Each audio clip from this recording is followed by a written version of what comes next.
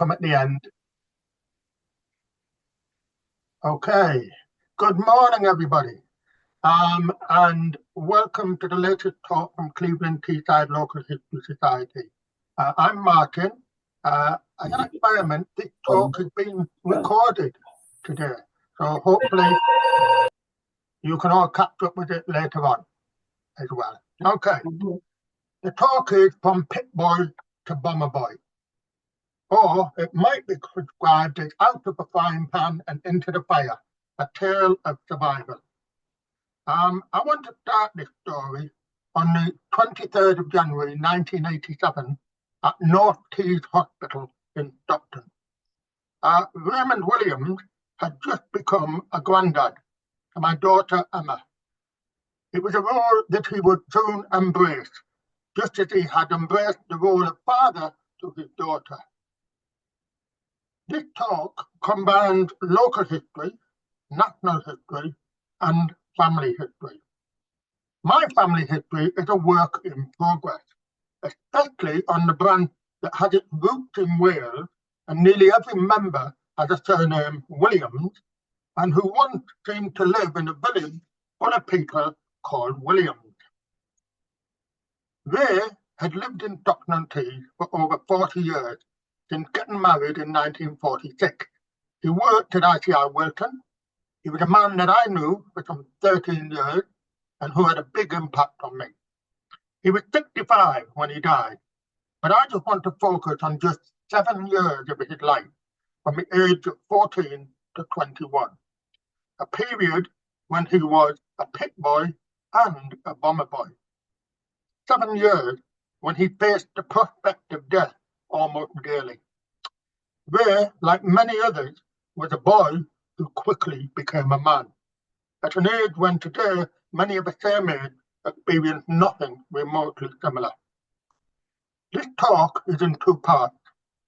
The first part describes Ray's life as a miner in County Durham, in a pit village, as a pit boy for 5 years. The second goes on to talk about Ray's life as part of a Lancaster bomber crew in World War II, as a bomber boy. Now, I cannot possibly cover everything that I already know, and I am still discovering lots of things. But I hope that my talk will give you some insight into what life was like for Ray and for people like him. Ray survived to become a husband, a father, a grandfather. Not only that, but he took the opportunity to change his life, to move away from a life that he seemed destined for in a way that others did not, or did not have the opportunity to do. So let's go back in time. Ray was born on the 15th of July 1924 in Trimdon Grange, County Durham. Let's look at his family history. His father was David, his mother Alice. David was born in Trimdon Grange in 1888, and he married Alice on the 26th of May 1910 in the parish church of Kellow, or as I'm told I have to talk it, Hella. David Williams was a miner, as was his father, Misak. I say Misak, but he's spelled in about 20 different ways wherever you look. And his grandmother, Maria, had their father, the brilliant, imaginatively named William Williams. Now, they're all miners, David, Misak, and William, not necessarily by choice. You see, Raymond Williams was born into a coal mining family. The expectation was that he would follow his father and his brothers down the pit. Indeed, I have seen it suggested that it was more than an expectation, it was an obligation. If you were male and living in a house provided by the colliery owner, you were required to work in the pit. Ray, like so many others, had no choice in his future. Now, the family originated in North Wales. Misak was born in Holywell in North Wales in 1854, as had been his father, William Williams, in 1828. It's not clear exactly when William and Misak arrived in Durham. In 1861, William, 33, was living in Holywell with his wife Elizabeth, who was a year younger, and their 2 sons, Misak and Evan. William was a lead miner. By 1871, the family had moved to what was called Colliery Village in Twymden. The father and both sons were working as coal miners. Now, the census actually says that Elizabeth was also a coal miner, but I suspect that's a mistake, because I'm sure the woman had stopped working down the pit long before. By 1881, Meshach was married to Hannah Maria, known as Minnie, and their first child was born that year. Now, we may not know exactly when the family moved, we may not know how they moved, but I'd like to think they travelled on the growing railway network. But I think we know why they moved. As lead mining declined and coal mining prospered, there was a greater opportunity for the young William and his family. So, what was life like in Twymden for the Williams family? The original Twymden is the site of a medieval church on the pilgrim route from Whitby to Durham Cathedral. The area was rural, with fields, woods and moors, but it lay on top of a great northern coal field, and coal was in demand. Twymden Colliery opened in 1840.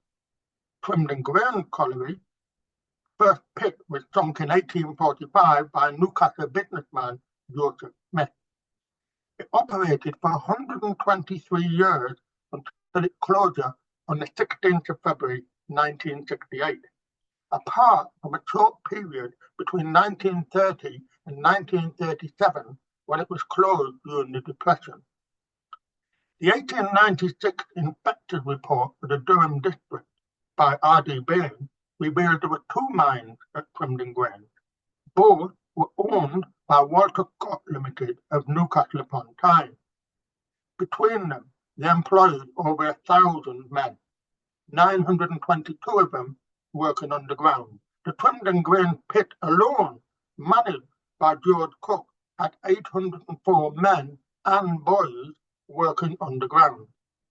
It produced coal for the use of the oven of the Teesside steel works, as well as gas coal, household coal and manufacturing coal. But it wasn't the only pit in the area, as shown by this map from 1929. Already in 1896, within 5 miles of Twymden Grain were 11 other collieries, and 4 others would open in subsequent years.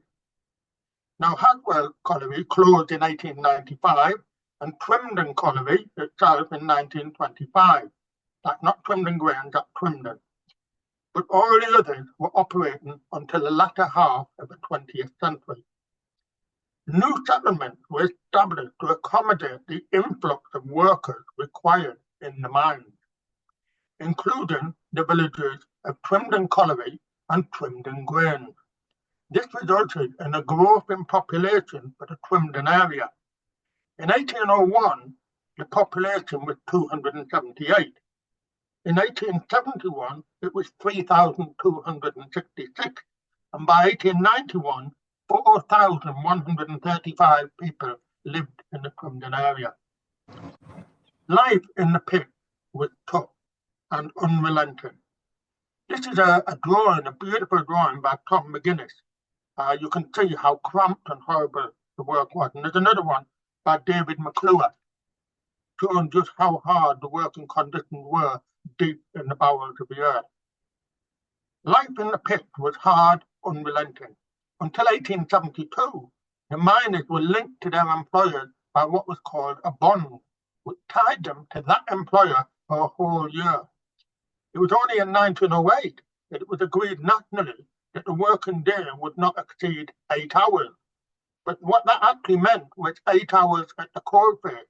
It didn't include the time to descend in the pit and then walk to the coalface, which could be a couple of miles, and then walking back and coming home. There was no nationally agreed rate of pay. Miners were paid a piece rate, which varied pit by pit.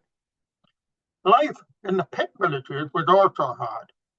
The Williams family lived in the delightfully named plantation in Twymden Grain, or perhaps I should say the planting.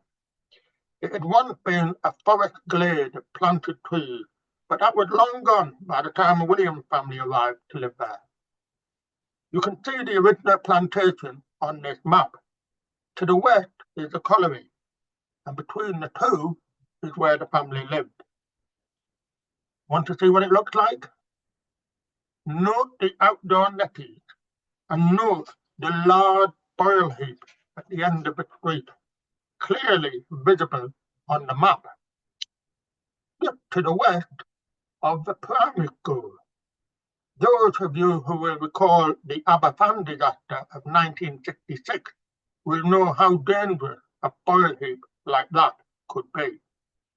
In 1891, Misak and Hannah were living at 10 North Planton Road with their 6 children, aged 10, 8, 7, 5, 3, and 1.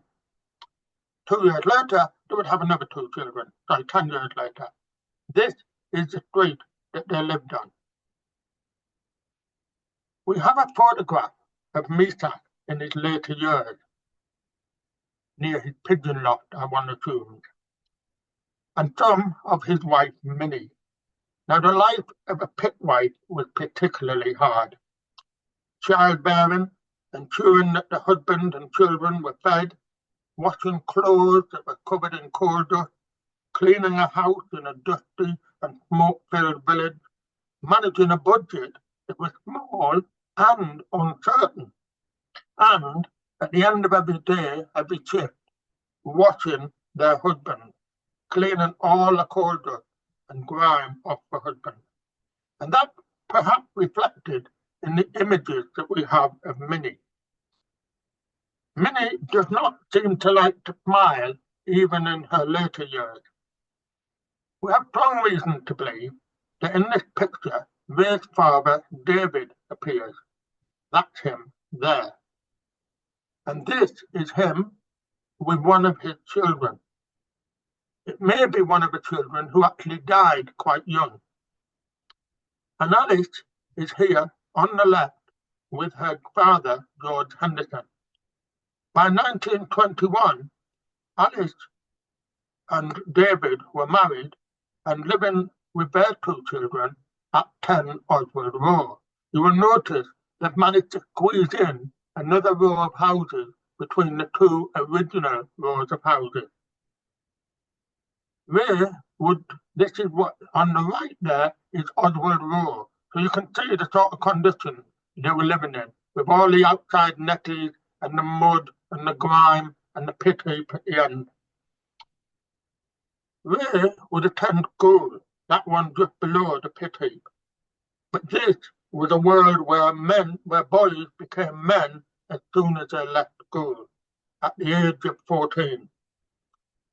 The 1939 register was compiled by the government on the eve of war to assess manpower, and it revealed that Ray Williams was working alongside his elder brother George and their 51-year-old father David at Fishburn Colliery, possibly because Swindon Grain Colliery had closed, as I said earlier, and Fishburn was expanding. Ray was below ground. Ray was doing heavy work. Ray was 15 years old. I see. He had gone down the pit as soon as he left school the previous year. Now, what would that first day have been like? There was no elaborate health and safety induction, no fitting out with personal protective equipment. Any advice on how to stay safe would have come from his father, his brothers, and the men around him, his mothers. As for clothing, he arrived at the coast. He probably looked like this: a flat cap, a muffler, a trousers, possibly a waistcoat. The waistcoat was indicative of somebody who was a foreman on the ship. By the time it would get down to the coal face, it would be hot, so they would probably remove their clothing and look more like this. This picture is actually from the 1950s, but little had changed over the years. Hard hats did not come in until after 1945, and workwear did not get issued until the 1970s. The work was hard, the conditions were hard. It's probably reflected in this, what I think, beautiful memorial in Fishburn. At first, you see a load of stones, but if you look closer, that is the image inside it. Ray could anticipate working down the pit for the rest of his life, unless he was killed or injured. Death was a real possibility for miners. In the pit, there were regular pit disasters. As early as 1708, an explosion at Fatfield Colliery saw 69 killed. 1812, Felling Colliery.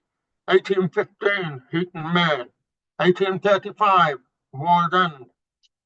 And there were more at Haswell, at Burradon, at Seaham Colliery, at West Stanley Colliery. Any hope that things would get better after the coal industry was nationalised was dashed in February 1951 when an explosion at Easington Colliery saw 83 killed. It was followed in October by an explosion at West Glade Colliery, where 5 more were killed. Incidentally, 4 of the bodies could not be recovered for almost 2 months. That year, the total number of deaths was greater than it had been 100 years earlier. The worst disaster of all took place in 1862 at New Hartley Colliery in North Teesside. That was not the result of an explosion. It happened when an engine beam fell into the shaft and blocked the only way in and out of the pit. 204 men died, men and boys. 5 in the accident, 199 trapped in the seams and poisoned by carbon monoxide over the course of a week. 1 man died with his 2 sons and his grandson. The place where the Williams family were, Crimden Grange Pit, was itself the scene of a disaster in 1882. 74 men and boys were killed in an explosion. The oldest 2 were aged 60, the youngest 5 were aged 13. It's possible that Ray's great-grandfather, William Williams, may have been working at Crimden Grange around this time, or he may have been one of those who benefited from the disaster. You see, 74 miners had died, but coal still needed to be mined. William Williams may have arrived in Crimden from North Wales following the disaster to take his place in the pit and ensure production continued. But it was not just in disasters that men and boys were killed. Death and life-changing injuries were a daily part of life. 138 were killed at Crimden Colliery in the 24 years it was open. 124 years it was open. That's an average of more than 1 person a year, which is actually comparable with every other pit in the Durham coalfield. When a man died, his widow could lose their home. Often they would have lodgers, and the widow would marry the lodger simply to keep a roof over her head. When David Williams became too ill to work due to silicosis, they lost their house. Fortunately, Alice was able to get a home for them in council housing in Fishburn. Now Ray, born into all this, did not want to work down the pit for the rest of his life. To face death is a real possibility every day. He had ambition. Now it was said in the mining community that the best way of ensuring a long and possibly rewarding life was to get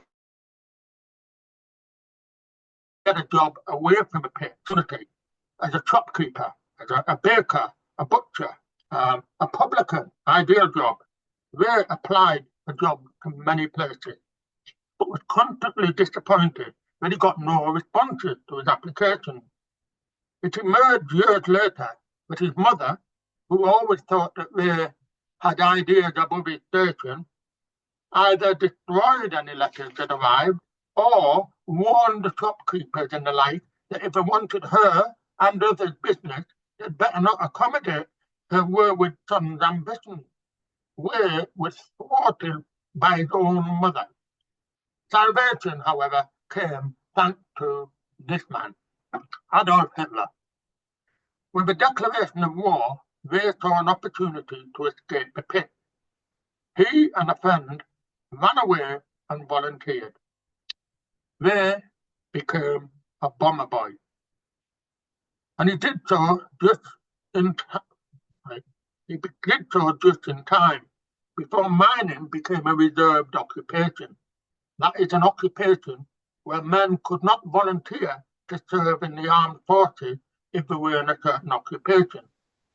In 1939, mining was not a reserved occupation. Miners who had previously served in the armed forces were called up to serve again. And that wasn't a problem for the mine. There was high unemployment.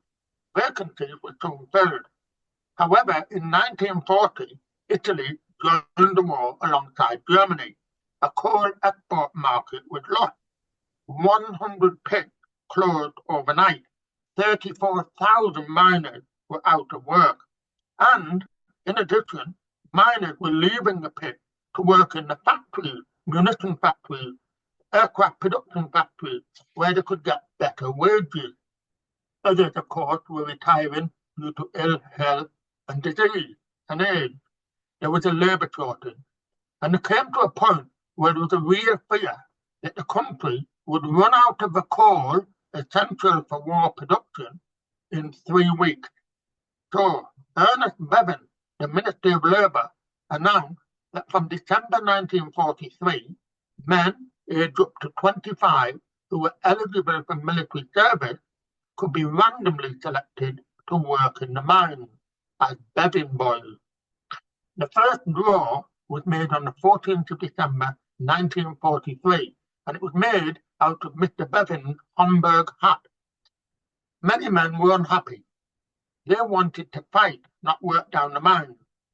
4 out of 10 appeared, very much without success. Those who refused to work in the mines could be fined and imprisoned. The first 500 Bevin boys arrived at 13 training centres on the 17th of January 1944. By then, they had escaped the pit. On the 27th of December 1943, Ray Williams was Airman number 3040687. He was on his way to being a bomber boy. He was 19 years old. Now, I cannot talk further without mentioning at least briefly something about the bomber offensive strategy in World War II, because in recent years it's been a topic of controversy and debate. Was it effective? What did it actually achieve? Above all, given the loss of civilian life and the firestorm that engulfed Dresden, was it morally justified?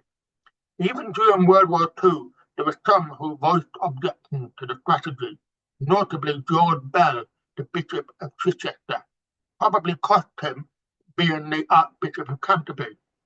But most politicians accepted the view of Bomber Harris, the leader of Bomber Command, summed up in a statement attributed to him on viewing the bombing of London by the Luftwaffe, where the guy was red with towering flame. He is said to have told Air Marshal Porter, "They are throwing the wind." He actually left unsaid the words that come from the statement in the Old Testament, "and they shall reap the whirlwind." On the Bomber Command Memorial in London, there's a quote from Winston Churchill made in September 1940, after the Battle of Britain. "The fighters are our salvation, but the bombers alone provide the means to victory." This was because the Second World War was an industrial war. Whoever could produce the most weapons and armament would win.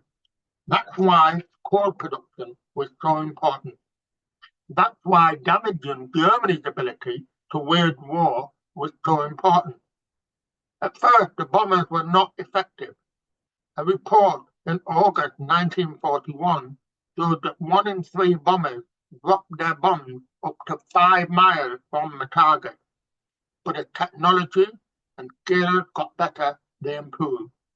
However, there were concerns at the extent of destruction inflicted and the loss of civilian life. Even Churchill had his doubts. In June 1943, he said, "Are we beasts? Are we taking this too far?" But that did not stop him personally authorising the bombing of Dresden in February 1945 and the death of 30 to 100,000 people. Dresden was not of major industrial significance, but Churchill was due to meet with Roosevelt and Stalin at Yalta, and he wanted to demonstrate his support for the Russian advance on Berlin, so he authorised the bombing of Dresden. A month after that bombing, Churchill was already in writing distancing himself from the bomber strategy, and soon after, so did the new Prime Minister, Clement Attlee. There was no Bomber Command campaign medal. Harris was not given the honours given to other senior military figures, and the courage of the Bomber Command aircrew was forgotten. However, as Steve Darlow has written, there's much more to Bomber Command than the dams and Dresden. There is no doubt that the success of Operation Overlord, the invasion of Europe, depended on the disruption caused to production and communication by the bombers. German war production was damaged. It had to focus on defensive equipment. In 1940, anti-aircraft guns comprised 14% of all production. By 1943, it was 29%. Very importantly, production of fuel for aircraft dropped from 170,000 tons a month in April 1944 to just 26,000 in December, meaning that the Luftwaffe was unable to counter the invasion with airstrikes. And the Bomber Command damage to railways and canals meant that the German commanders could not move troops and equipment quickly enough to counter the invasion. Eisenhower had estimated that the Allies would reach Paris in 120 days. They reached it in 82. He also estimated the Allies would reach Germany in 320 days. They did so in 220. It is generally accepted, even by those who find the strategy morally repulsive, that the bombing strategy shortened the war by 6 months and saved 1 million casualties. Now we must always remember that this war, like all wars, is fought by young men, men like Raymond Williams. Now, once we joined up, life in the RAF was good. He had a clean bed, he had good regular food, he had the friendship of new mates. Initial training comprised of drill, lectures on guns, aircraft recognition, Morse code, etc., delivered always by instructors who had completed a tour of 30 operations. Then in April and May, we underwent air gunner training at No. 2 Air Gunnery School at RAF Dalcross in Scotland. Spent a lot of time in classrooms learning the theory.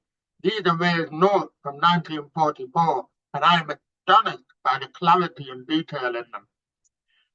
Also, the practice on ground-based simulators, not the modern technology, much more primitive, but it worked. And in the air, in the Avro Anson, Ray took his first flight on the 19th of April, 1944. It lasted just 44 minutes, and it was noted in the logbook, air experience. Ray qualified as an air gunner and received his air gunner's badge on the 27th of May, 1944, gaining an examination mark of 79.9% after 30 hours flying. His squadron leader commented that Ray showed improvement towards the end of the course, could do well with more experience. That experience could only come in combat. Then it was off to No. 11 Operational Training Unit. Now it was here that crews were formed. There was no complex psychological profiling. Men who were qualified pilots, navigators, flight engineers, wireless operators and air gunners were herded into an aircraft hangar and told to form crews. It was a rare moment of choice for the men in a rigid system.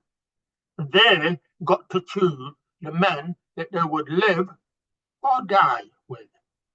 Ray was, as you can see, small, dark-haired, with an olive skin. A New Zealand pilot called Leonard Walter Hannon was looking for his crew. He saw Ray, thought he looked like a Maori, and decided that a Maori would bring his crew luck. So it was that Ray Williams, a miner from County Durham, found himself partnered with a pilot from the other side of the world.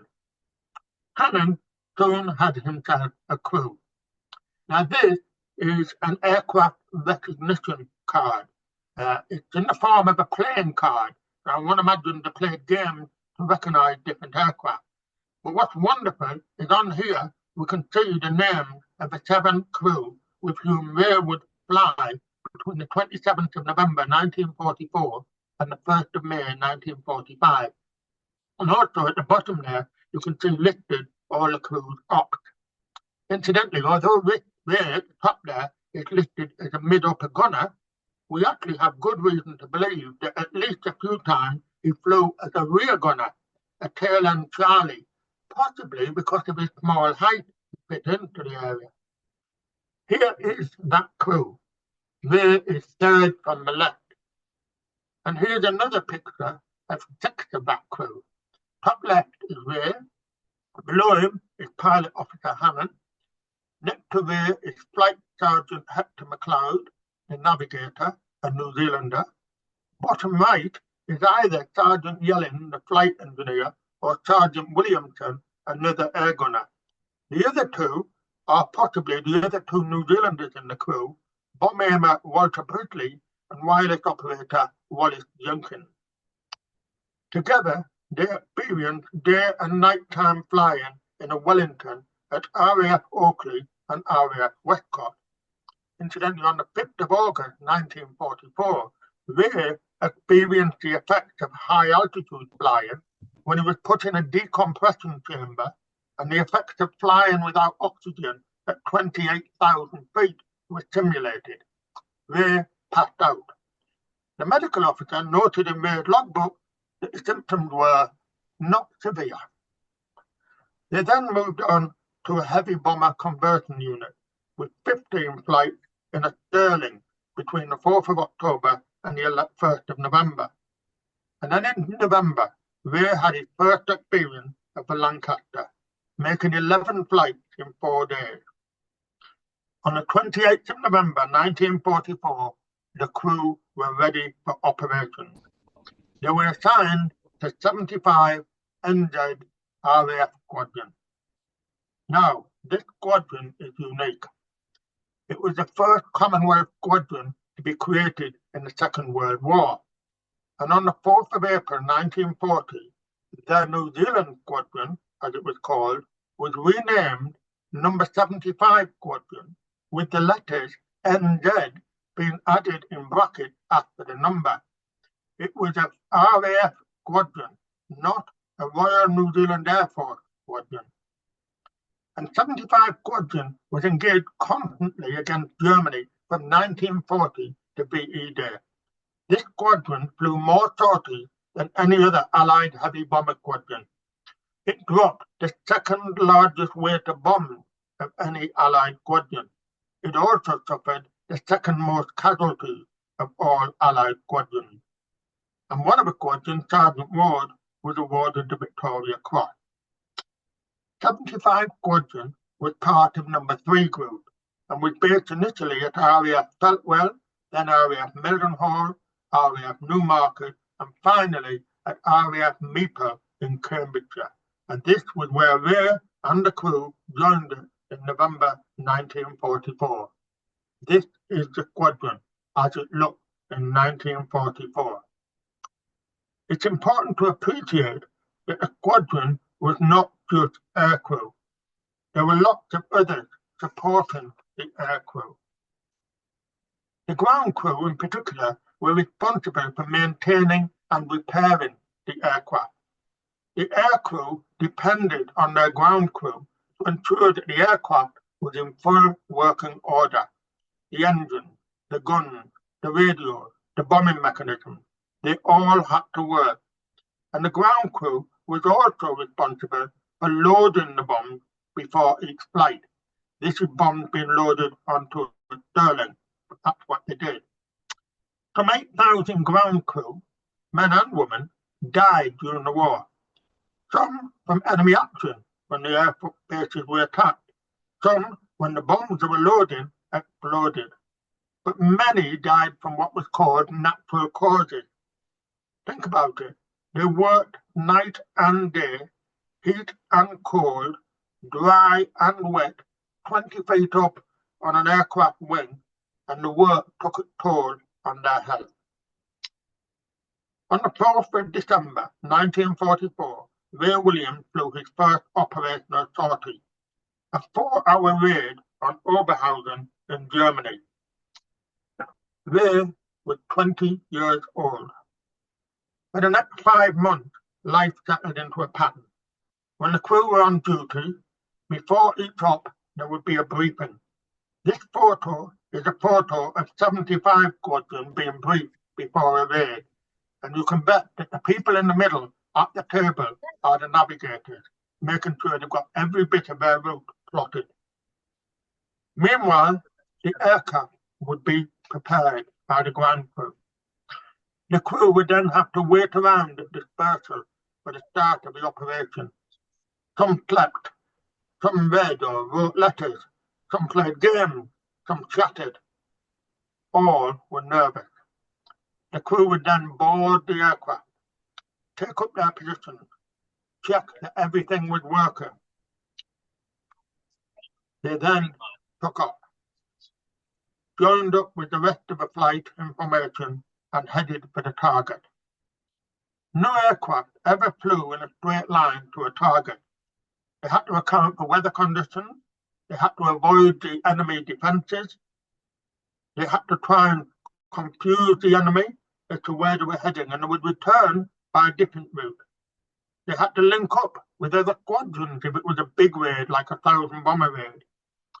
Then would come the raid itself, avoiding the enemy fighters that were waiting, avoiding the anti-aircraft guns, above all, avoiding the searchlight, being caught or cornered, as it was called, in searchlight.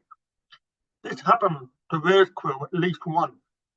Ray recalled that Hannon politely requested that the crew refrain from conversation, or perhaps the instruction was shorter and more blunt, before he turned the giant bomber into a deep corkscrew dive to get away from its searchlight and then pull out. Not an easy feat at the best of times, even more difficult on a bombing raid surrounded by other aircraft and being attacked by flak. As Ray often said, he saved our lives. Once bombs were dropped, the crew turned for home, hoping to avoid all the hazards they'd already faced on the outward flight. There was a relief at landing safely, followed by the debriefing, and this again is a photo from a 75 squadron debriefing. Then would come the very welcome breakfast or tea. Aircrew got special rations. Ray hated apricots all his life because he'd eaten so many during the war. Then there was a chance of sleep before doing it all again the next day. Hannon's crew flew to Oberhausen on the 4th of December, 4 hours, arriving back late afternoon, to Ham on the 5th of December, 5 hours, leaving early morning, to Duisburg, 8th of December, leaving at 6:31 for a 6.5-hour trip, to Osterfield on the 11th of December, to Witten on the 12th of December, then 8 days without ops, but further training to practice their skills. Then 11 ops in 17 days, including flights on New Year's Eve and New Year's Day. When the crew got a rest, they would hit the pubs, or even hit the bright lights in London. Ray, being teetotal as a result of his Methodist upbringing and having signed the pledge, proved a godsend to the crew, getting them back safely to the base more than once. At the same time, the crew protected Ray.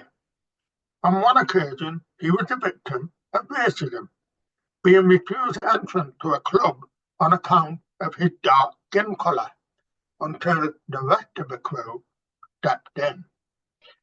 Statistically, the chances of survival were lower during the crew's first 5 missions, when the crew was inexperienced. On the 12th of December 1944, Weir was on his 5th sortie and he was lucky to return. His aircraft, the Captain's Fancy, collided with another over the target. Imagine how that moment must have felt.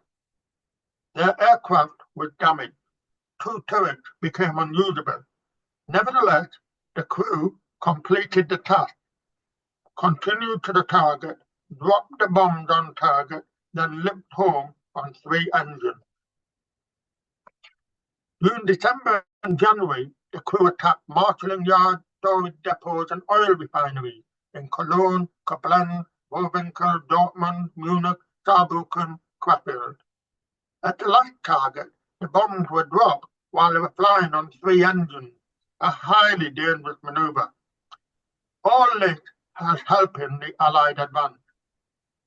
Followed targets in February and March, Mönchengladbach, Wiesbaden, Wessel and Essen. Another lucky escape came on the 3rd of February over Dortmund, when incendiary bombs from another plane hit and damaged Weir's aircraft. The crew managed to return home, landing at RAF Woodbridge rather than RAF Meeple. Weir's tour of operations finished on the 30th of April 1945. He was just 21 years old. Incidentally, the same day, the German leader Adolf Hitler committed suicide in Berlin. The war ended 9 days later, on the 8th of May. Weir married on the 15th of July 1946, but remained in the RAF, serving with various squadrons until he left on the 16th of January 1950, found employment at RTI and settled down to a quiet, relaxed family life. In total, between the 4th of December and 9th of April 1945, Weir Williams flew 35 operations, 134 in the daytime and 66 hours at night time. During that period, Bomber Command as a whole lost 1,088 aircraft on missions. That's about 7,500 men. During the whole of the war, 56,000 bomber crew lost their lives. Many more were maimed or injured.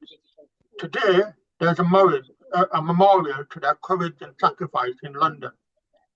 Death was also ever present, as I said, a feature of life in the pit. And in Fishburn, there's a memorial to those who died in the pit, as there is in many other pit villages. Weir survived both as a pit boy and as a bomber boy. Facing death daily meant that many miners and aircrew became deeply superstitious. Miners would not cut their nails on a Friday or a Sunday. If a picture fell from a wall, it was a bad omen. And if a miner left the house and realized he'd left something behind, he would be very reluctant to go back and get it. To do so was to invite bad luck. Similarly, aircrew got very jittery when one member fell ill and was replaced by a new member. And those that got ill, when they returned to duty, often found themselves in a different crew and often perished with the new crew. Some miners and aircrew carried lucky charms and mascots. Amongst bomber crew, there was a belief that you would have a safe flight if you relieved yourself on one of the wheels before you boarded the aircraft. Now, I do not know if Weir carried a mascot, or indeed if he relieved himself against a wheel before boarding. I do know he always said, if your number is up, it's up. So just get on with what you have to do. And very appropriately, as someone who spent hours sat in a cramped gun turret, sit tight, and it will soon be over. And he was probably right. After all, Weir survived both the pit and the Second World War. He survived the journey from pit boy to bomber boy and beyond. Thank you.